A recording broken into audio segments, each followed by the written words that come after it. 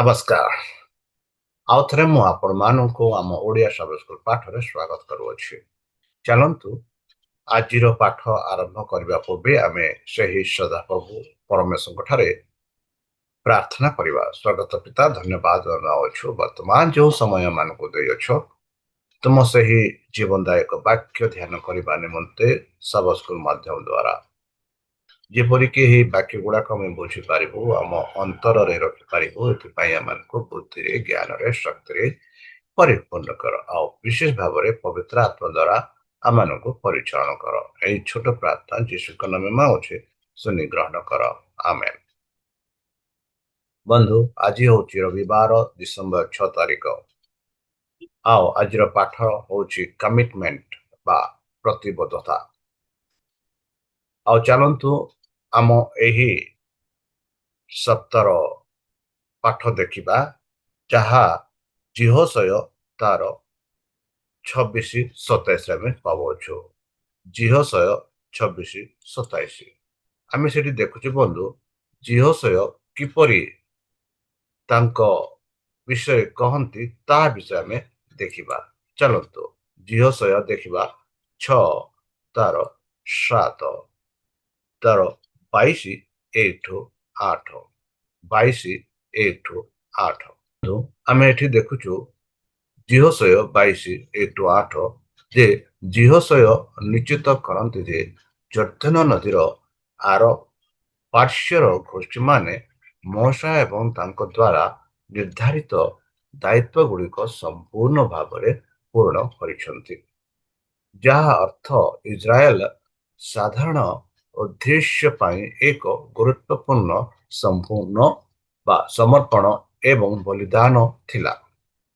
ସେମାନେ ବହୁତ ଦିନ ପାଇଁ ସେମାନଙ୍କ ଭାଇମାନଙ୍କ ସହିତ ଯୁଦ୍ଧ କରିଥିଲେ, ଯାହାର ଅର୍ଥ ପ୍ରକୃତରେ ପ୍ରାୟ କରୁଅଛି 7 ବର୍ଷ ଥିଲା। ଜିହୋଶୟଙ୍କ ସହିତ ଯଦି ଆମେ ତୁଳନା କରିବା 11-18 ଆଉ ଜିହୋଶୟ 14-10 ଦ୍ୱିତୀୟ ବିବରଣ 2-14 ସେଠି ଆମେ ପାଉଛୁ ସେମାନଙ୍କ ସ୍ତ୍ରୀ ଏବଂ ପିଲାମାନେ ଜର୍ଦ୍ଦନର ପୂର୍ବ ପାର୍ଶ୍ୱରେ ଘରେ ରହିଥିଲେ ବୋଲି।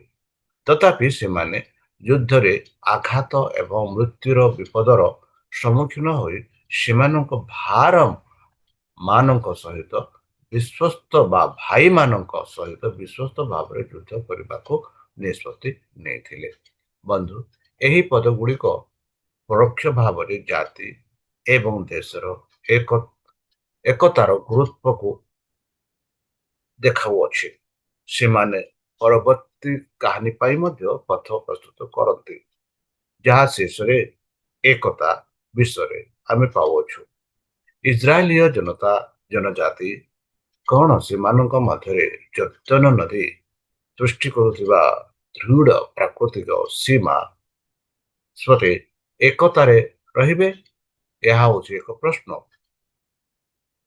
କଣ ସେମାନେ ଭୌଗୋଳିକ ସେମାନଙ୍କର ଜାତୀୟ ପରିଚୟ ଉପରେ ଏହାର ଚିହ୍ନ ସ୍ଥାପନ କରିବାକୁ ତେବେ କି ସେମାନେ ଏକମାତ୍ର ପରମେଶ୍ୱରଙ୍କର ସାଧାରଣ ଉପାସନା ସେମାନଙ୍କ ତାଙ୍କର ମନୋନୀତ ଜାତି ଭାବରେ ତାଙ୍କ ଈଶ୍ୱରୀୟ ତାନ୍ତ୍ରିକ ମାର୍ଗଦର୍ଶନରେ ଏକତା ଏବଂ ଶକ୍ତିଶାଳୀ ରଖିବା ପାଇଁ ଅନୁମତି ଦେବେ?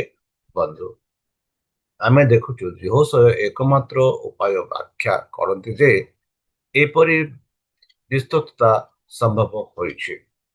ସେମାନେ ସେମାନଙ୍କର ସହ ଇସ୍ରାଏଲୀୟ ମାନଙ୍କୁ ସେବା କରିନଥିଲେ, ବରଂ ନିଜେ ଜିହୋଶୟଙ୍କ ସେବା କରିଥିଲେ, ଯିଏ ସେମାନଙ୍କୁ ସେମାନଙ୍କର ମିଶନ ପାଇଁ ଚାର୍ଜ ବା ଦାୟିତ୍ୱ ଦେଇଥିଲେ।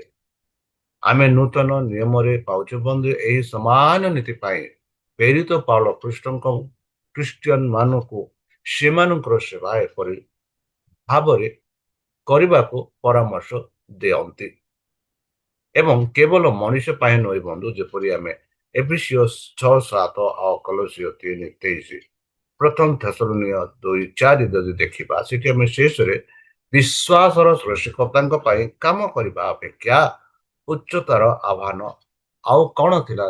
ତା ଛଡା ଆଉ କିଛି ନଥିଲା ବନ୍ଧୁ।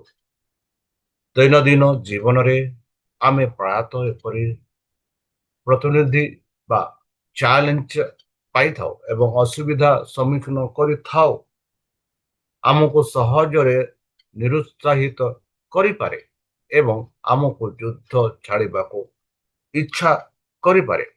ବନ୍ଧୁ, ଏହା କରିବା କେତେବେଳେ ସହଜ, ତଥାପି ଆମେ ପ୍ରଭୁଙ୍କ ଶକ୍ତିକୁ ଡାକିପାରିବା, ତାଙ୍କ ସାହାଯ୍ୟ ନେଇପାରିବା।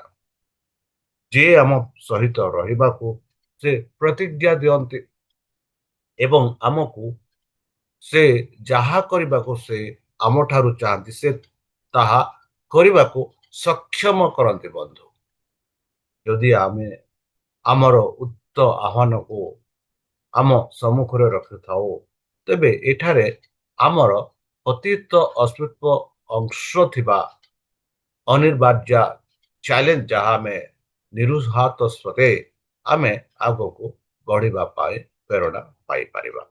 ବନ୍ଧୁ, ଆମେ ଦେଖୁଛୁ ଯେ ଏହି ଯୋଉ ପ୍ରେରଣା ଯାହା ଆମେ ପାଉଛୁ ଯେ ପରମେଶ୍ୱର ଆମମାନଙ୍କୁ ଏହିପରି ସାହାଯ୍ୟ କରନ୍ତି। ବନ୍ଧୁ, ସେ ଆମମାନଙ୍କୁ ପ୍ରେରଣା କରନ୍ତି, ଆମମାନଙ୍କୁ ସାହାଯ୍ୟ କରନ୍ତି।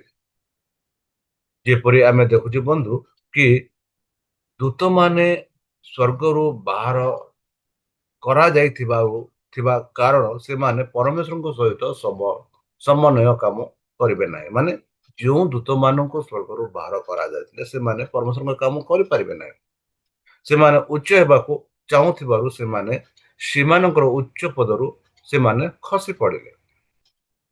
ସେମାନେ ନିଜକୁ ଉଚ୍ଚ କରିବାକୁ ଆସିଥିଲେ ଏବଂ ସେମାନେ ଭୁଲିଗଲେ ଯେ ସେମାନଙ୍କ ବ୍ୟକ୍ତିତ୍ୱ ଏବଂ ଚରିତ୍ର ଧୈର୍ଯ୍ୟ ପ୍ରଭୁ ଯୀଶୁଙ୍କ ଠାରୁ ଆସିଥିଲା ବୋଲି ଏହି ଯୋଉ ସତ୍ୟକୁ ସେମାନେ ଭୁଲି ଯାଇଥିଲେ।